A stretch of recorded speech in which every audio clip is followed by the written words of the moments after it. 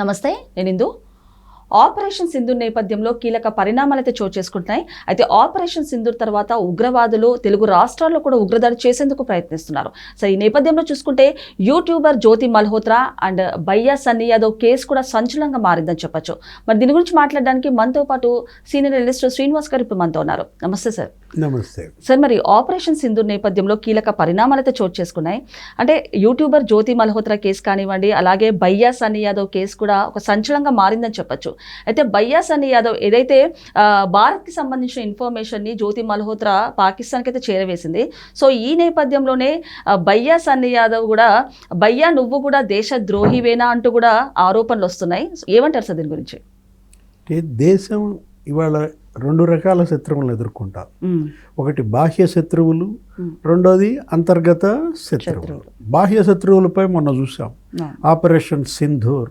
అక్కడ మొత్తం నేలమట్టం చేశారు. భారత సైన్యం, అటు నేవీ, ఇటు ఎయిర్ ఫోర్స్, మిలిటరీ మొత్తం ఉగ్రవాద శిబిరాలన్నీ నేలగూల్చారు. దగ్గర దగ్గర ఒక 150 మంది ఉగ్రవాదుల్ని చంపారు. ఇవాళ మనం చూసాం, ఇది పాకిస్తాన్ సైనికులు కూడా ఒక 50 మంది ఏమో హతమయ్యారు. అసలు పాకిస్తాన్ ఎయిర్ బేస్లు ఒక 25% ధ్వంసం అయిపోయాయి. పాకిస్తాన్ ప్రధాని ఏమన్నారు మొన్న, షహబాజ్ షరీఫ్, మేము భారత్పై దాడి చేద్దాం అనుకున్నాం, ఈలో భారతే మా పైన దాడి చేసింది, ఇవాళ మొత్తం తుడిచిపెట్టారని ఆయనే అంగీకరించిన పరిస్థితి. అంటే బాహ్య శత్రువులపై ఇవాళ మోడీ ప్రభుత్వ విజయం. ఇప్పుడు అంతర్గత శత్రువుల వేట.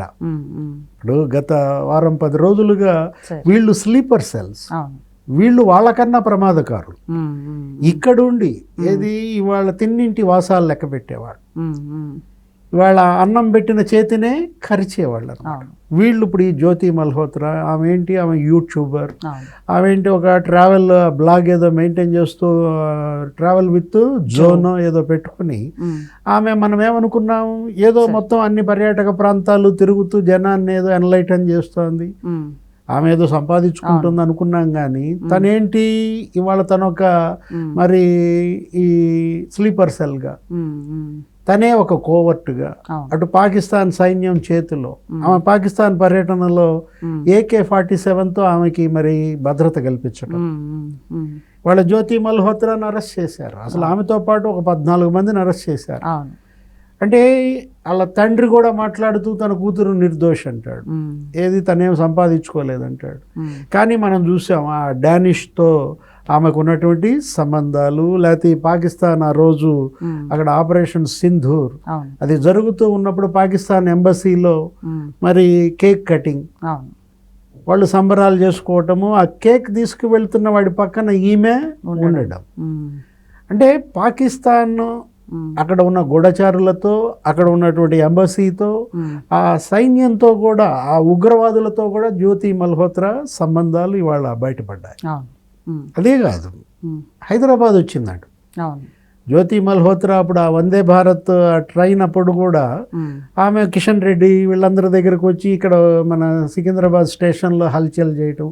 అసలు హైదరాబాద్ ఎందుకు వచ్చింది ఈ పని మీద అయితే మరి ఆమె అక్కడ ఇంకెవరినన్నా కలిసిందా, పాత బస్తీలో ఆమె కదలికలు ఏమన్నా ఉన్నాయా? ఇప్పుడు విజయనగరంలో ఒకరిని అరెస్ట్ చేశారు, సిరాజ్, లేకపోతే సయీద్. హైదరాబాద్లో ఇంకొకరిని అరెస్ట్ చేశారు. వాళ్ళేంటి, వాళ్ళు ఏదో అహీమ్ అనేటటువంటి ఒక సంస్థను ఒకదాన్ని పెట్టుకుని కొన్ని 100 మంది యువకులను ఆకర్షించటం. ఇప్పుడు సోషల్ మీడియాలో, ఫేస్బుక్లో, వాట్సాప్లో వీటిల్లో ఏదో పోస్టులు పెడితే వాటిని ఏదో లైక్ చేశారనుకోండి, వాళ్ళు ఏమైనా కామెంట్ చేశారనుకోండి, ఆ కామెంట్ తీవ్రత, వాడిలో ఆ ఇస్లాం పట్ల ఉన్నటువంటి ఆ భక్తి, దాన్ని మూఢత్వంలోకి మార్చటం, అతన్ని వీళ్ళ సంస్థలో చేర్చుకోవటం, డబ్బు వెదజల్లడం, ఒక కోవర్ట్గా మార్చడం. అంటే మనం చూసాము విజయనగరంలో అతను ఏంటి, సిరాజ్ దగ్గర అతని బ్యాంక్ అకౌంట్లో 45 లక్షలు. లేకపోతే అతను అసలు మామూలు బ్యాంకులు వదిలేసి, వాణిజ్య బ్యాంకులు వదిలేసి కోఆపరేటివ్ బ్యాంకులో అకౌంట్ తీసుకోవటం, ఖాతా పెట్టడం, అక్కడ అసలు ఒక లాకర్ ఓపెన్ చేయడం. ఇప్పుడు ఇవాళ ఈ సయీద్ కానీ, ఇప్పుడు ఈ సిరాజ్ కానీ, అసలు అతను ఎవరో సేనాపతి అంట, ఒరిస్సా యూట్యూబర్. ఆ సేనాపతితో జ్యోతి మల్హోత్రా సంబంధాలు. అంటే ఇవాళ జ్యోతి మల్హోత్రా కదలికలు అసలు ఎక్కడెక్కడ ఏ ప్రాంతాల్లో పర్యటించింది, ఎవరెవరిని ఆమె మరి కలిసింది, వీటన్నిటిపైన నిఘా ముమ్మరం చేసిన నేపథ్యంలో ఇవాళ NIA వేటాడుతోంది. ఇవాళ ఏంటి, యాంటీ టెర్రరిస్ట్ స్క్వాడ్ ATS మొత్తం జల్లెడబడుతోంది. భారతదేశంలో అన్ని రాష్ట్రాల్లో ఎక్కడెక్కడ ఈ స్లీపర్ సెల్స్ పనిచేస్తున్నాయి, వీళ్ళకి ఎవరు ఆశ్రయం ఇస్తున్నారు.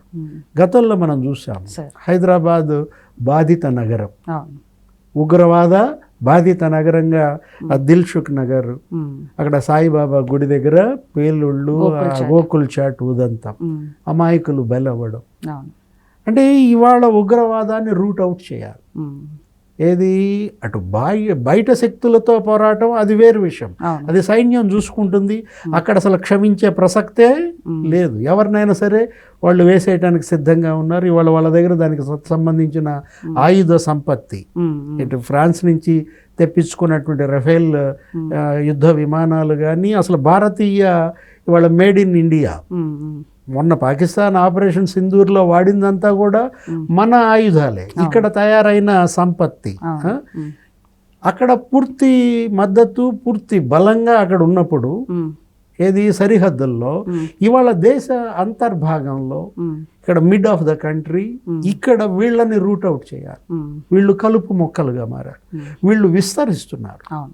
ఏది ఇవాళ స్పీడ్గా వీళ్ళు విస్తరిస్తున్న నేపథ్యంలో వీళ్ళకి కావాల్సినటువంటి ఆయుధాలు, వీళ్ళకి కావాల్సినటువంటి ఆర్థిక మద్దతు పాకిస్తాన్ సమకూరుస్తున్న నేపథ్యంలో. సార్ మరి నేపథ్యంలో చూసుకుంటే అంటే పెహల్గామ్ అటాక్ జరగక ముందు కూడా ఇవిడ కాశ్మీర్ని సందర్శించినట్టు తెలుస్తుంది. అంటే అక్కడ సందర్శిస్తూ అక్కడ ప్లేసెస్ని కానివ్వండి, ప్రదేశాలని కానివ్వండి ట్యాగ్ చేస్తూ మళ్ళీ కాశ్మీర్కి రావడం అవసరమా అంటూ కూడా ఆవిడ ఒక పోస్ట్ పెట్టారంటూ కూడా తెలుస్తుంది. అంటే ఎలా చూడొచ్చు సార్, అంటే మన దేశంలోనే ఉంటూ మన తిండి తింటూ ఇలాంటి చర్యలు చేసే వాళ్ళని ఒక సౌదీ యాక్ట్ కింద హ్యాంగ్ చేసేయాలంటూ కూడా చాలామంది డిమాండ్ చేస్తున్నారు. ఏ రకంగా చూడొచ్చు సార్ దీన్ని? అంటే పెడదారి పడతారు యువత, ఈ విధంగా పెడతారి పడుతుంది అనమాట.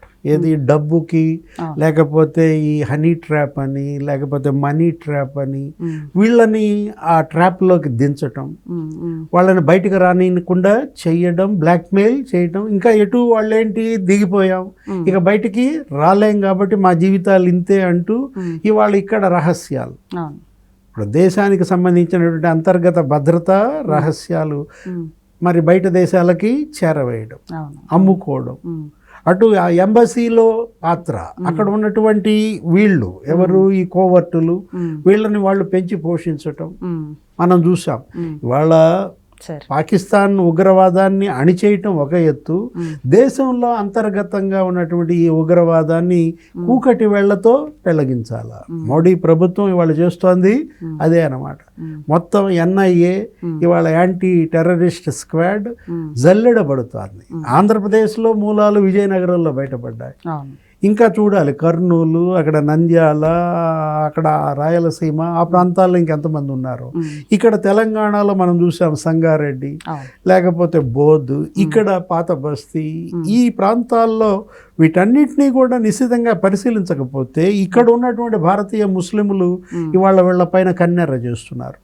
మొన్న మనం చూసాం ఓవైసీ, ఏది మజ్లీస్, సలావుద్దీన్ ఓవైసీ, లేకపోతే అసదుద్దీన్ ఓవైసీ, అక్బరుద్దీన్ ఓవైసీ, వాళ్ళందరూ ఇక్కడ ఇన్నేళ్లుగా రాజకీయం చేస్తున్నా ఎప్పుడూ ఇలాంటి పనులు కానీ వీటిని ఎంకరేజ్ చేసిన దాఖలాలు లేవన్నమాట. సార్ మరి చూసుకుంటే అంటే ముంబైలో కూడా ఉగ్రవాదులు ఒక పోలీసుల అఫీషియల్ మెయిల్ ఐడికి కూడా మెయిల్ పెట్టారు. అంటే ఛత్రపతి శివాజీ ఎయిర్పోర్ట్ని పేల్చేస్తామంటూ, ఫలక్నామా ప్యాలెస్ హోటల్ని కూడా పేల్చేస్తామంటూ మెయిల్ పెట్టారు. మరి ఈ రకంగా చూసుకుంటే విజయనగరం చెందిన సిరాజ్ కూడా అమెజాన్లో కూడా పేలులకు సంబంధించినటువంటి వైర్స్ కానీ, రిమోట్స్ కానివ్వండి, పేలుల పదార్థాలు, సల్ఫర్, అమోనియం నైట్రేట్ కూడా పదార్థాలు కూడా ఆయన భారీగా కొనుగోలు చేశారు. సో ఏ విధంగా చూడొచ్చు సార్, అంటే ఉగ్రవాదులు తెలుగు రాష్ట్రాల్లో కూడా ఉగ్రదాడి చేసేందుకు ప్రయత్నిస్తున్నారు. సో ఎలాంటి రక్షణ మళ్ళీ తెలుగు రాష్ట్రాలకు ఉండాలని చెప్తారంటారు? అంటే కేంద్ర రాష్ట్ర ప్రభుత్వాలు ఇవాళ దీన్ని ఒక ఛాలెంజ్గా తీసుకోవాలి. అక్కడ ఉన్నటువంటి ఆ దర్యాప్తు సంస్థలు ఇవాళ లేకపోతే NIA, ఇప్పుడు CID, ఇప్పుడు ఇంటెలిజెన్స్ ఇవాళ ముమ్మరం చేయాలి. లేకపోయినట్లయితే ఏ ఉపద్రవం, ఇప్పుడు చేతులు గాలినాక ఆకులు పట్టుకున్నట్లు అవుతుంది. మనం చూసాం తాజ్ హోటల్ ఉదంతం, ముంబైలో మరి కసబ్ ఏ విధంగా మరి అక్కడ భయోత్పాతం సృష్టించారు, ఎంతమంది దానికి బలయ్యారు. మరో తాజ్ ఇక్కడ మళ్ళా రిపీట్ కాకూడదు, లేకపోతే మరో గోకుల్ చాట్ ఉదంతాలు ఇక్కడ జరగకూడదంటే ఇవాళ ఆంధ్రప్రదేశ్, తెలంగాణ లేకపోతే మొత్తం అన్ని రాష్ట్రాలు ఇవాళ కేంద్ర ప్రభుత్వంతో కలిసి పనిచేయాలి. ఇప్పుడు మొన్న చూసాము హోంమంత్రి అమిత్ షా ముఖ్యమంత్రులతో భేటీ పెట్టారు దీనిపైనే.